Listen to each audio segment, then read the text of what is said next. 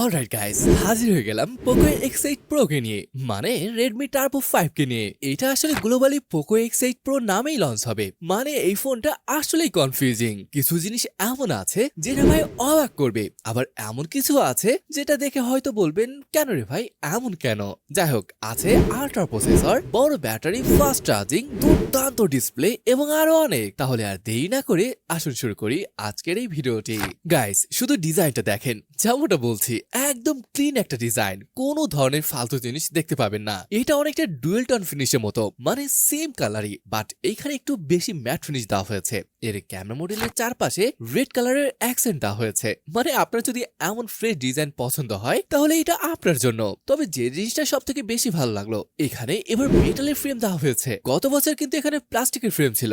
আসলে metal frame না হলে প্রিমিয়াম ভাবটা আসে না। যেহেতু এখানে 7560 mAh এর মতো বড় ব্যাটারি রয়েছে, হয়তো ভাবছেন এটার ওয়েট অনেক হবে। হ্যাঁ, একটু তো ভারী, মানে 206 গ্রাম। অন্যান্য ফোনে এমন ব্যাটারি থাকলে ওজনটা প্রায় 215 থেকে 20 গ্রাম হয়ে যায়, কিন্তু সেই হিসাবে এটা পারফেক্টলি বলা যায়। প্রোটেকশনের জন্য এখানে IP69 এবং IP69 কে রেটিং রয়েছে, আর পিছনে ফাইবার গ্লাস পাচ্ছেন, আর ফ্রন্টে গোয়েলা গ্লাস 7i এর প্রোটেকশন থাকবে। ভালো একটা ব্যাপার।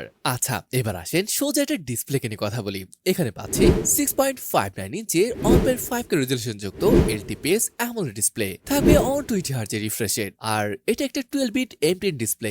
যদিও এটা LTPO না, LTPS ডিসপ্লে। 3500 নিটস এর পিক ব্রাইটনেস রয়েছে এখানে। আর এই সাইজটা মানে 6.59 ইঞ্চি, এটা একদম পারফেক্ট একটা সাইজ, না খুব বড় না একদম ছোট, মাঝামাঝি। তবে এখানে যে ফিঙ্গারপ্রিন্ট সেন্সরটা রয়েছে এটা অনেকটাই নিচের দিকে দিয়ে রেখেছে। অনেকেরই এটা অসুবিধা হওয়ার কথা, এটা আরেকটু উপর দিলে হয়তো ভালো হতো। তবে আপনি যদি এর বেজেল গুলো দেখেন, খুবই পাতলা করা হয়েছে। আরো বেশি সুন্দর লাগার কারণ হলো এগুলোর ইউনিফর্ম সাইজের। ওভারঅল চমৎকার একটি ডিসপ্লে অফার করছে পোকো। চলুন এবার আমরা এটার স্পেসিফিকেশনের কথা বলি। এই ফোনটি এসেছে Dimensity 8500 আল্ট্রা প্রসেসরের সাথে। X7 Pro-তে ছিল 8400 আল্ট্রা, আর এখানে রয়েছে 8500 আল্ট্রা। আবার যদি আন্তর্জাতিক স্কোরের কথা বলি, এটা প্রায় 2.1 থেকে 2.2 মিলিয়নের মতো। ফোনটির র্যাম ভ্যারিয়েন্ট রয়েছে দুইটি, 12GB আর 16GB, সাথে স্টোরেজ ভ্যারিয়েন্টও দুইটা, 256 আর 512GB। LPDDR5X আল্ট্রা হলো এর র্যাম টাইপ, আর স্টোরেজ UFS 4.1। দুর্দান্ত ব্যাপার। আবার এখানে ব্যাটারি হিসেবে ব্যবহার করা হয়েছে 7560 mAh এর ব্যাটারি, আর এই ব্যাটারিকে ফাস্ট চার্জ করার জন্য রয়েছে 100 ওয়াটের ওয়্যার চার্জিং সুবিধা। আর একটা ভালো ব্যাপার হচ্ছে এখানে 27 ওয়াটের রিভার্স ওয়্যার চার্জিং এর ব্যবস্থা রাখা হয়েছে। আচ্ছা, এবার যদি গেমিং নিয়ে বলি, এটা দিয়ে সিডি এর মতো গেম এভারেজ 120 FPS খেলতে পারবেন, অ্যাবসলিউটলি নো প্রবলেম। ক্যামেরাতে যাওয়ার আগে একটা কথা বলি, এখানে যে ডিসপ্লেটি রয়েছে এটা আসলে দারুণ একটা জিনিস ভাই। ডিসপ্লেটি খুবই ভালো, কালার গুলো স্যাচুরেটেড, সাথে স্টোরেজ স্পিকার রয়েছে, আর এগুলোর কোয়ালিটিও কিন্তু ভালো লাগার মতনই ছিল।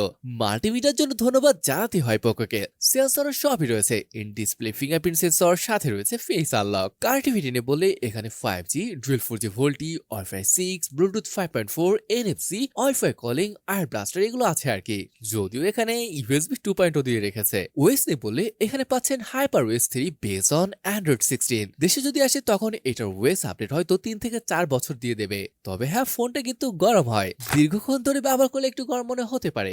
অলরাইট, এখন ক্যামেরা নিয়ে কথা বলা যাক। সত্যি কথা বলতে পোকোর ফোন নিয়ে কথা বলতে গেলে এটার ক্যামেরা নিয়ে খুব বেশি কথা বলতে পারি না, জানেনই তো এটা ক্যামেরা ফোকাস হয় না। আর এই ফোনটাও সেম। যাই হোক, এখানে 50 মেগাপিক্সেলের মেইন ক্যামেরা, যেটা সনি IMX82 সেন্সর, সাথে ওয়াইস পাচ্ছেন। ভালো ব্যাপার হচ্ছে এটা সনি এর ক্যামেরা সেন্সর, আর একটা 8 মেগাপিক্সেলের আল্ট্রা ওয়াইড। আর যদি ফ্রন্টে আসেন, এখানে পেয়ে যাবেন 20 মেগাপিক্সেলের একটা সেলফি শুটার। ফটো কোয়ালিটির কথা বলি, হ্যাঁ এটা ভালো ছবি তুলতে পারে, ভালো আলো পেলে ভালো হবে, যদিও লো লাইটে কিছুটা স্ট্রাগল করে। আবার ভিডিওগ্রাফি নিয়ে যদি বলি, এটার প্রাইমারি সেন্সর দিয়ে আপনি 4K 60 FPS এ শুট করতে পারবেন, তবে বাকিগুলো দিয়ে 1080p তে রেকর্ড করতে পারবেন। আর ফিচার্সও কিন্তু সবই রয়েছে, প্রো ভিডিও, ফটো, পোর্ট্রেট সহ সবই এখানে পেয়ে যাবেন। একটা জিনিস, যারা স্লো মোশনে ভিডিও করতে ভালোবাসেন তাদের জন্য এখানে রয়েছে 960 FPS এর স্লো মোশনের সাপোর্ট। ফাইনালি এটার প্রাইস নিয়ে বলি, এটার বেস ভ্যারিয়েন্ট চীনে শুরু হচ্ছে 2000 ইউয়ানে, যেটা টাকায় কনভার্ট করলে দাঁড়াচ্ছে 35,000 টাকার উপরে। তবে